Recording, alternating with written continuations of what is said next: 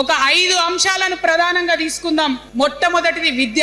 నేను మాట ఇస్తా ఉన్నా, మీ పిల్లలు ప్రైవేట్ పాఠశాలలో చదువుతున్నా, ఎంతవరకు చదువుకున్నా కంప్లీట్ గా మీ మీద ఒక్క రూపాయి కూడా భారం పడకుండా చదివించే బాధ్యత మేం తీసుకుంటాం. మన రెండో అంశం పాంచజన్యంలో వైద్యం. ఏ రోగమన్నా రాని, ఎంత పెద్ద హాస్పిటల్ అన్నా కానీ, మన తెలంగాణలో మన జబ్బు ఎక్కడ తగ్గుతుందో అక్కడ మీ జేబులకెళ్ళి ఒక్క రూపాయి ఖర్చు కాకుండా ఉచిత వైద్యం అందించే బాధ్యత మేం తీసుకుంటా ఉన్నాం. మూడవది వ్యవసాయం. మన ప్రభుత్వం రాబోతా ఉంది. ఆ ప్రభుత్వంలో రైతే రాజు అనేటటువంటి నినాదాన్ని నిజం చేస్తాం.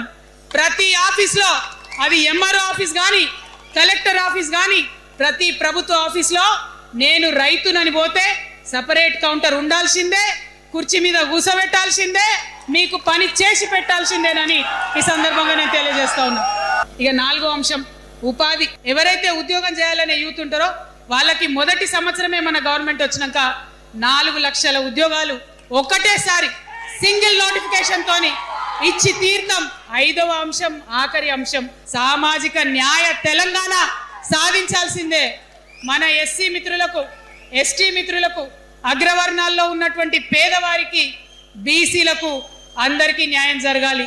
మా మైనారిటీ సోదరులు, మా ముస్లిమ్స్ కావచ్చు, క్రిస్టియన్స్ కావచ్చు, సిక్కులు కావచ్చు, అందరికీ కూడా న్యాయం జరగాలి.